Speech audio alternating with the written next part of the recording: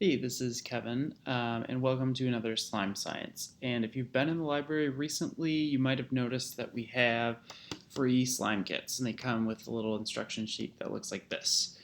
So, if you are in need of slime supplies, definitely come to the library and check out and see what we have available for you. They are free on a first come, first served basis. So, if we are out, I'm really sorry. We are making as many as we possibly can. We are restocking them every single week. Um, so if we're out, check back soon, but we should have plenty, and we are making a bunch of them. So pretty much we have all that you need for basic slime, and we have some general instructions here. But today I'm going to give you a few good tips for making your own slime and using these kits at home. The first kind of overall general kit or tip when using this kit is to remember to not overdo it with activator right away. There's We give you kind of tons of activator in case you need it for whatever reason, or in case you're making multiple batches. But only start with about a capful and then stir it and see how it looks, and then add more as needed.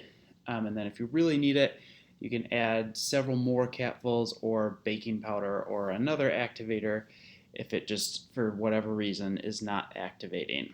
So that's kind of the first overall general point. Now, some specific tips. First of all, is be aware of the temperature. If it's really hot where you're making slime, you probably won't need as much activator, and if it's a little colder, you might actually need a little bit more. So temperature, like anything in science, can have a big impact on what you're making. And the second one is how you are storing your slime. So you want to store it in kind of an airtight sealed container. It's like a Ziploc bag or a really firmly shut container. Otherwise, it will kind of dry out.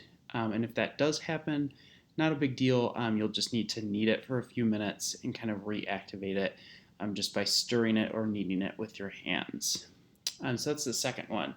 Then the third one is what you are putting in your slime outside of the basics. So once you have it, and you want to make a specific slime, the tip that I have is to try to be aware of what you're putting into it, and try not to add any ingredients accidentally. So if you're adding something like a food to a slime, you need to be aware of what kind of food you're putting in and what those ingredients are, because any ingredient that kind of leaks into the slime is gonna mess with it a little bit, and you need to kind of be aware of that.